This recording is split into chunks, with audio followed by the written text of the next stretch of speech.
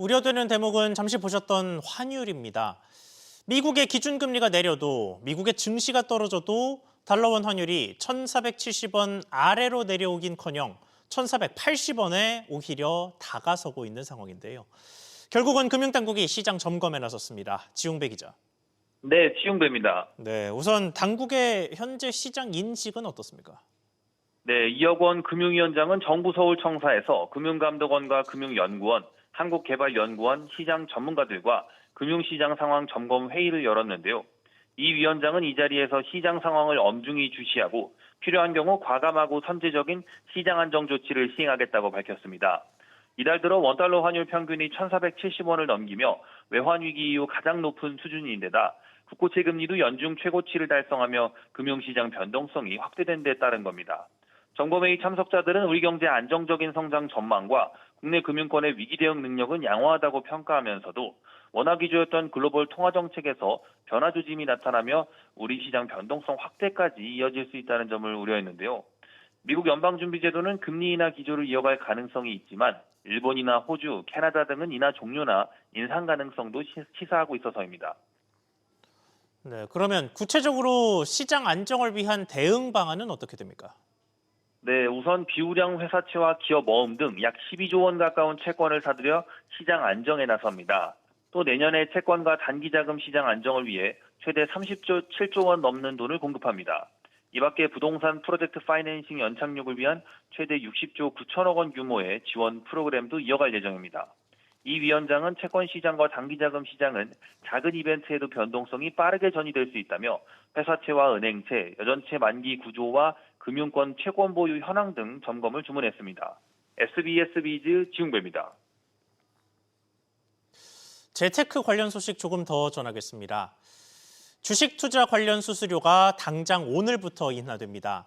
대체거래소 넥스트레이드의 약진 속에 한국거래소가 거래 수수료를 낮추기로 했는데 일단은 2달 동안 한시 적용됩니다. 이민후 기자. 네, 이민우입니다. 네, 그러면 이제 두 거래소 중에 어디서 거래를 하든 간에 수수료의 부담이 비슷해졌습니다. 그렇습니다. 한국거래소가 오늘부터 내년 2월 13일까지 2달간 주식거래 수수료를 20에서 40% 인하합니다. 가령 1,000만 원짜리 주식을 사고 팔 때 기존 한국거래소 수수료는 230원인데 이를 대체거래소인 넥스트레이드와 동일하게 변경합니다. 지정가 주문의 경우 134원, 시장가격 주문의 경우 182원을 내게 됩니다. 한국거래소에서 1,000만 원 증권을 거래할 경우 투자자들의 수수료 부담은 최대 96원 절감됩니다. 거래소가 이렇게 수수료를 낮추는 배경은 낮은 수수료를 앞세운 넥스트레이드의 급성장에 있습니다. 한국거래소와 비교한 넥스트레이드의 거래대금 비중은 주요 대형주를 제외한 지금도 30%에 달하는데요. 지난 10월에는 절반에 가까운 수준이었습니다. 올해 도입된 최선 주문 집행 SOR 시스템으로 인해 같은 주문의 경우 수수료율이 더 낮은 쪽으로 주문이 체결되도록 설계된 탓에 넥스트레이드의 거래가 몰린 겁니다. 네, 그러면 2달간 한시적으로 인하한 이후에는 어떻게 됩니까? 거래소는 일단 2달간 상황을 보고 연장 여부를 검토할 계획인데요. 최대 3개월까지는 금융위원회에 허가를 받지 않아도 돼 한 달간 더 연장될 가능성도 제기됩니다. 다만 수수료 영구 인하와 관련해서는 내년 거래 시간 연장 작업을 마친 뒤에야 논의될 전망입니다. 이에 따라 넥스트레이드 역시 수수료 인하 등 대응에 나설 수 있다는 관측도 나옵니다. SBS 비즈 이민우입니다. 실손보험은 일부 가입자들에겐 병원을 돈 걱정 없이 마음껏 가도록 해주는 상품이지만 보험사들에게는 손해의 주범이고 대다수 가입자들의 보험료도 높이고 있습니다. 관련된 금액을 집계해봤더니 특히 올해 들어서 실손보험금이 부쩍 늘어난 것으로 나타났습니다. 오서영 기자. 네, 오서영입니다. 네, 이게 액수로 따지면 얼마나 됐습니까? 네, 5대 대형 손해보험사가 올해 지급한 실손보험금은 8조 4,800억 원입니다. 지난해 같은 기간과 비교하면 13%, 1조 원가량 늘었는데요. 실손보험금은 지난 4년간 연평균 7.6% 늘었는데 올해 들어 증가세가 더 가파른 모습입니다. 지난해 이어 올해도 정형외과가 전체 보험금의 1위를 차지했습니다. 보험금 규모만 1조 8천억 원으로 전체의 22.3%에 달하는데요. 건강보험이 적용된 지급되지 않는 도수 치료와 같은 비급여 비율이 높은 점이 영향을 미쳤습니다. 29개 진료과의 평균 비급여 비율은 57%인데 정형외과의 보험금 중 비급여 비율은 70%를 넘습니다. 내과, 외과, 산부인과 같은 필수 진료가 아니면서 비급여 비율이 70%를 넘는 곳은 물리치료를 하는 정형외과나 수외과 같은 주사 치료가 이뤄지는 가정의학과가 눈에 띕니다. 또 비급여 주사제를 쓰는 이비인후과와 고가의 신의료기술을 쓰는 비뇨기과가 실손보험금이 지난해보다 각각 20%, 37% 급증했습니다. 네, 관련해서 과잉 치료 문제가 고질적으로 지적되고 정부도 지속적으로 움직였습니다만 현재까지는 별다른 성과가 없었습니다. 최근의 해결 시도는 어떻게 이루어지고 있습니까? 네, 고질적인 문제를 보면 특히 도수 치료의 경우는 병원별로 금액이 천차만별이라 수십만 원대의 과잉 청구하는 사례도 이어졌는데요. 이에 손해보험업계는 일부 항목을 급여화해서 치료비를 낮추거나 비급여 단가가 치솟지 않게 관리해야 한다는 입장을 밝혀왔는데요. 이에 보건복지부는 관리급여라는 것을 도입해서 앞으로 도수 치료나 체외 충격파 치료 등은 비급여가 아닌 급여로 통제할 방침입니다. 환자 본인 부담금도 95% 수준으로 높아지고 전체적인 가격도 낮아지는 효과가 생깁니다. SBS 비즈 오서영입니다. 대중교통 이용요금을 환급해주는 정부의 교통카드 K패스의 환급 혜택이 내년부터 강화됩니다. 서울 지역 대중교통 할인카드인 기후동행카드와 비교했을 때는 뭐가 더 나을지 취재기자 연결해서 알아보겠습니다. 류정현 기자. 네, 유정현입니다. 네, 일단 이번에 확대 결정된 K패스의 환급 혜택이 어떤지 설명해 주시죠. 네, K패스라고 불리는 정부의 대중교통 환급 지원 사업에 모두의 카드라는 새로운 환급 혜택이 추가됩니다. 한 달 동안 사용한 대중교통비가 일정 금액을 넘었을 경우 정부가 만든 새로운 기준에 따라 일부 돌려준다는 겁니다. 이 모두의 카드 혜택은 일반형과 플러스형으로 나뉘어 1회 이용요금이 3,000원 미만이면 일반형, 나머지는 플러스형이 적용됩니다. 지하철과 광역버스, GTX 등을 이용하는 경기도 청년 A씨로 예를 들어보면요. 기존에는 경기도 지역 청년으로서 한 달에 전체 대중교통요금의 30%인 42,000원만 돌려받아 왔는데요. 내년부터는 모두의 카드 플러스형이 적용돼 한 달에 5만 원을 돌려받을 수 있습니다. 이런 혜택은 사용자가 개별적으로 신청할 필요는 없고 환급금이 가장 큰 혜택으로 자동 적용됩니다. 구체적인 환급 기준 등은 추후 K패스 홈페이지나 앱에서 확인하시면 되겠습니다. 자, 그러면 서울 시민 입장에서 봤을 때 기후 동행 카드와 이번에 혜택이 확대된 이후의 K패스 둘 중에는 뭐가 더 낫겠습니까? 네, K패스가 조금 더 나을 수 있습니다. 기후동행 카드는 월 62,000원을 선결제하면 서울 시내 대중교통을 무제한으로 이용할 수 있습니다. 반면 그간 K패스는 쓴 만큼 환급률에 따라 돌려주는 방식이라 월 대중교통 이용요금이 77,500원을 넘어가면 기후동행 카드가 유리했습니다. 그런데 모두의 카드 혜택 도입으로 이런 격차가 줄어들 걸로 보입니다.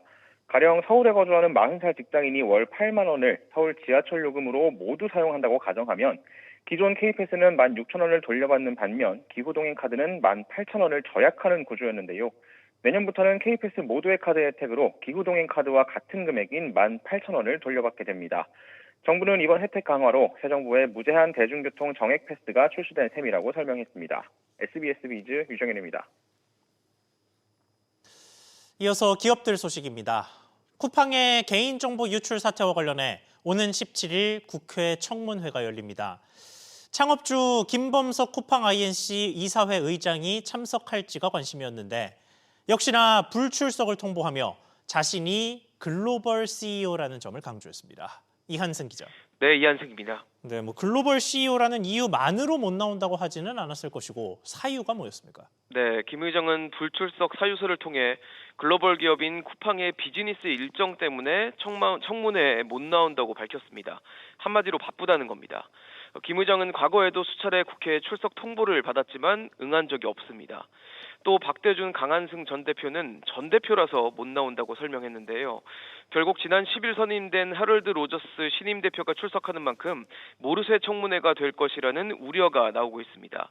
이에 과방위 소속 국회의원들은 쿠팡 책임자들을 한 목소리로 비판하고 출석 의무 강화 등 재발 방지를 위한 입법을 즉시 추진할 것이라고 강조했습니다. 네, 그런가 하면 정보 유출 이후에 가장 우려됐던 쿠팡의 자동 결제 방식이 바뀐다면서요? 네, 그렇습니다. 쿠팡은 미리 등록해놓은 카드만 있으면 손가락 하나만 쓱 밀어 결제되는 원터치 결제가 가능한데요. 편리하긴 하지만 금융사고 가능성도 높다는 지적에 핀 번호 입력 방식이 도입됐습니다. PC로 접속하면 결제할 때마다 무조건 핀 번호를 입력해야 해 사실상 원터치 결제가 불가능해졌고요. 휴대폰 단말기의 경우 새로운 단말기로 접속해 처음 결제할 때에는 핀 번호를 입력하게끔 바뀌었습니다. 이와 함께 공정거래위원회는 할인 전 금액을 기준으로 중개와 결제 수수료를 부과해온 쿠팡 이츠에 대해 시정명령 검토에 나섰습니다. SBS 비즈 이한승입니다. 경영권 분쟁에 빠져 있는 고려아연의 대미 투자 계획이 전격 공개됐습니다. 도널드 트럼프 미국 대통령이 항상 세계에 요구해왔던 대로 미국의 대형 재련소를 짓게 되는데 이 결과로 미국 정부와 기업들이 고려아연의 지분을 확보하게 된다는 관측도 나왔습니다. 구체적인 의미 살펴보겠습니다. 최지수 기자. 네, 최지수입니다. 네, 일단 지분 이야기를 하기 전에 고려아연의 재련소 건립 계획 전해주시죠. 네, 고려아연은 오늘 오전 이사회를 열고 약 10조 원 규모의 미국 전략광물 재련소 투자 계획을 논의 중입니다. 고려아연과 미국 측이 합작법인을 세워 재련소 건립을 추진하고 미국 국방부 등 미국 정부와 방산기업들이 직접 주주로 참여하는 방안이 거론됩니다. 미국 재련소는 고려아연이 국내에서 생산하는 안티모니, 게르마늄 등 전략광물 상당수를 현지에서 생산하는 핵심 거점으로 거듭날 예정입니다. 이번 투자는 히토류 공급망을 장악하고 있는 중국에 맞서 한미 자원 동맹을 공식화한 조치로도 해석됩니다.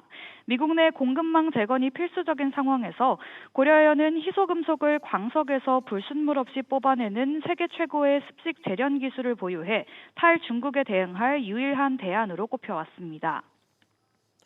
네, 지분 이야기로 넘어가죠. 이게 관심을 받는 이유는 역시 고려아연의 창업주 3세인 최윤범 회장과 현 최대 주주인 영풍 측과의 분쟁 때문인데 이 분쟁에 어떤 영향이 있습니까? 네, 미국 국방부 등 미국 측이 약 2조 원에서 3조 원을 투자할 것으로 알려졌는데요. 이 과정에서 고려아연이 제3자 배정 유상증자에 나서 미국 측과의 합작법인이 지분 약 10%를 확보할 거란 예상이 나옵니다. 유증이 성사되면 영풍, MBK 지분이 희석돼 최윤범 회장 측이 더 유리한 위치를 점한다는 분석이 제기됩니다. 또 미국 정부가 고려아연의 주주가 되는 것만으로도 고려아연이 미국 안보 자산으로서의 의미를 가지게 돼 인수합병에도 큰 부담감이 따르게 됩니다. 이에 영풍과 MBK 파트너스는 미국 정부가 프로젝트가 아닌 고려아연 지분에 투자하는 것은 사업적 상식에 반한다며 경영권 방어용이라고 반발했습니다. SBS 비즈 최지수입니다. 이마트가 상장 계열사 중 한 곳인 신세계푸드의 지분 공개 매수에 나섰습니다. 완전 자회사로 만든 뒤에 자진 상장 폐지에 나선다는 계획인데 구체적인 내용과 의미 짚어보겠습니다. 정광윤 기자. 네, 정광윤입니다. 네, 일단 주주들의 관심 사항부터 정리하죠. 매수 가격과 기간이 어떻게 됩니까? 네, 주당 48,120원으로 지난 12일 종가 41,100원보다 약 20% 높은 수준입니다. 매수 기간은 오늘부터 다음 달 5일까지로 공시했습니다. 이마트는 이미 보유하고 있는 신세계푸드 지분 약 56%를 제외한 나머지 유통 주식 146만 7천여 주를 전부 사들일 계획입니다. 총 공개 매수 대금이 약 706억 원, 주관사는 신한투자증권인데요. 이를 통해 신세계푸드를 완전 자회사로 편입한 뒤 상장 폐지를 추진합니다. 이마트는 이번 공개 매수와 관련해 소액 주주에게 시장가 대비 높은 프리미엄 가격으로 투자금을 회수할 기회를 제공하기 위한 것이라고 설명했는데요. 상장 폐지 목적에 대해선 중복 상장 구조를 해소하고 지배 구조를 단순화해 기업 운영 투명성을 높이려고 한다고 밝혔습니다. 오전 중 신세계푸드 주가는 19%대 오른 47,800원 안팎에서 거래되고 있습니다. 네, 공개 매수에 아무래도 이마트에 적잖은 자금이 투입될 텐데 자세한 구조 개편의 배경이 뭡니까? 주주총회 등에 구애받을 필요 없이 신속하게 사업 방향을 틀고 버거와 베리커리, 신세식자재 유통 등에 집중하겠다는 계획입니다. 지난해 신세계푸드의 그룹 내 매출 비중은 37%에 달하는데요. 수익성을 높이고 일감 몰아주기 규제 부담을 덜기 위해 선별 작업이 한창입니다. 우선 이달 초 급식 사업부를 1,200억 원에 매각 완료했고 스무디킹 등 적자에 시달리던 다른 사업들도 이미 정리했습니다. 그 결과 신세계푸드의 올 3분기까지 누적 매출은 1년 전보다 약 4% 줄었지만 영업이익은 2배 가까이 늘었습니다. SBS 비즈 정광윤입니다. GS 리테일 역시 사업 재편을 통한 군살 빼기에 속도를 내고 있는 기업입니다.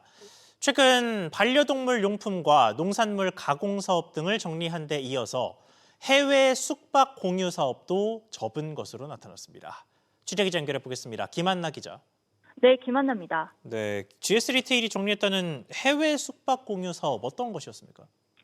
네, GS 리테일은 지난 9월 럭스테이 지분 7% 전량을 모두 매각한 것으로 파악됐습니다.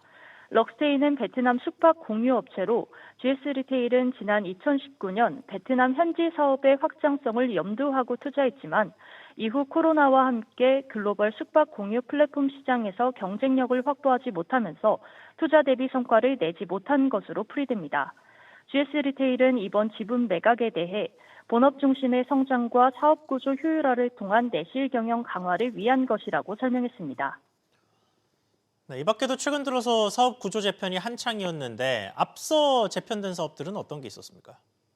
네, 지난해 말 허서홍 대표 체제를 갖춘 뒤 돈 안 되는 사업은 과감하게 접고 편의점과 슈퍼 같은 주력 사업에 집중하는 전략이 뚜렷합니다. GS 리테일은 올해 들어서만 럭스테이 외에도 식자재 가공 회사인 퍼스프 사업을 정리한 데 이어 완전 자본 잠식 상태에 빠진 반려동물 플랫폼인 어바웃팻도 매각을 추진하고 있습니다. 해외 사업도 선택과 집중이 한창인데요. 올해 인도네시아 슈퍼법인을 닫은 데 이어 태국 홈쇼핑 법인 청산도 검토하고 있습니다.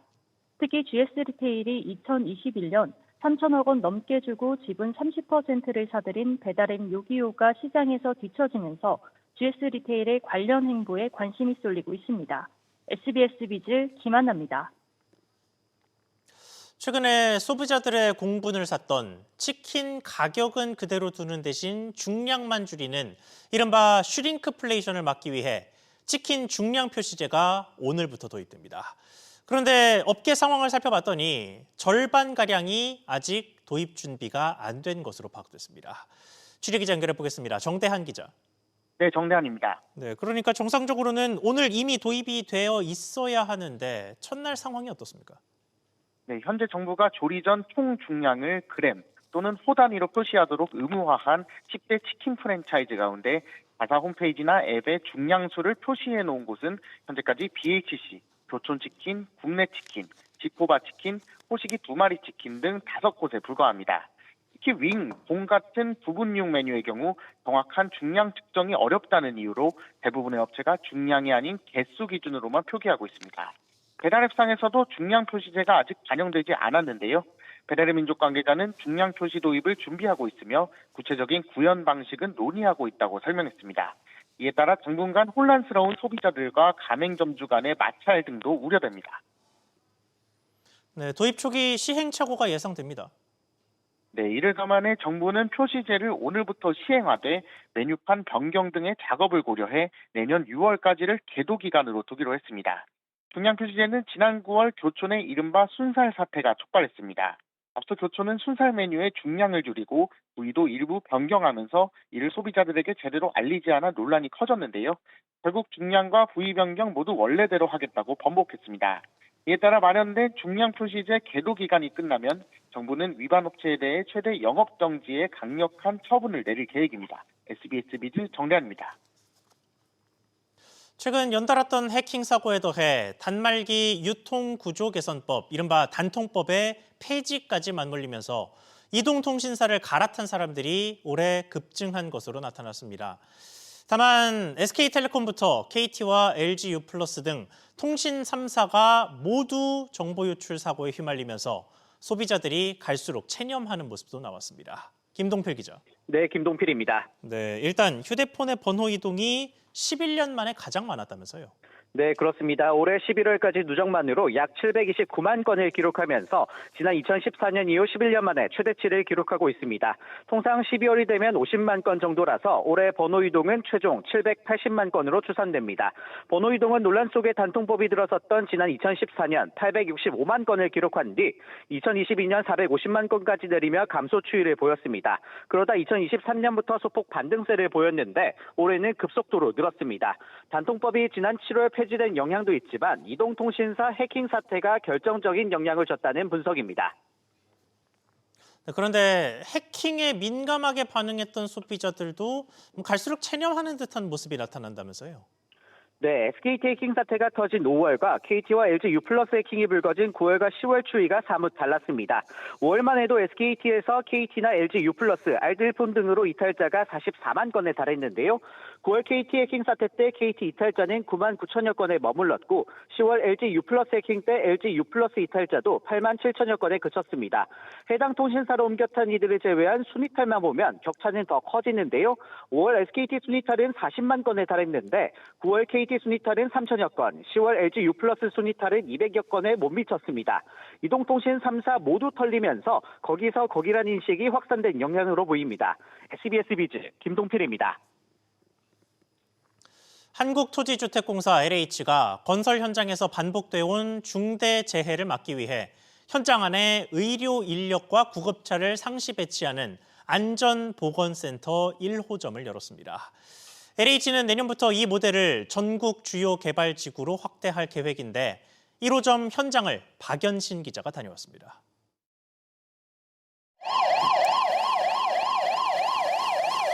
(10m) 높이에서 작업하던 노동자가 추락했다는 신고가 들어오자 안전보건센터에서 대기 중이던 구급대가 곧바로 움직입니다. 센터와 현장은 불과 4.6km, 구급차는 4, 5분 만에 사고 현장에 도착합니다.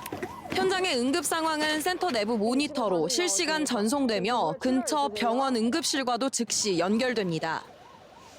이번에 문을 연 LH 안전보건센터는 간호사가 상시 근무하고 구급차와 응급처치실을 갖춘 현장형 보건의료 거점입니다. 반복되어 온 건설 현장 중대재해를 근본적으로 줄이기 위해 이재명 대통령이 직접 지시한 현장 응급체계를 처음으로 현실화해 구축한 겁니다. 센터 내부에는 실제 건설 노동자들이 건강검진을 받을 수 있는 시스템도 만들어졌습니다. 그간 받기 어려웠던 기본 건강관리도 이제는 현장 안에서 해결할 수 있게 된 겁니다. 안전보건센터에서 근로자들의 건강검진도 이루어지고요. 그다음에 안전교육도 이루어지고 또 그 근로자들께서 이렇게 쉼터가 될 수 있는 역할을 띠고 있습니다. LH는 남양주를 시작으로 부천 대장과 고양 창릉, 하남 교산 등 전국 주요 개발지구의 안전보건센터를 단계적으로 확대할 계획입니다. 통합형과 개별형 표준 타입 개발을 완료하고 3기 신도시 주요 지구에 통합형 센터 추가 건립을 추진할 예정입니다. 26년 이후 LH 건설공사 발주 시에는 개별형 센터를 기본적으로 포함하여 기본 인프라가 되도록 확산시켜 나가겠습니다. 사고 이후가 아니라 사고 순간에 반응할 수 있게 되면서 건설 현장에서는 골든타임을 지키는 변화가 시작되고 있습니다. SBS 비즈 박연신입니다.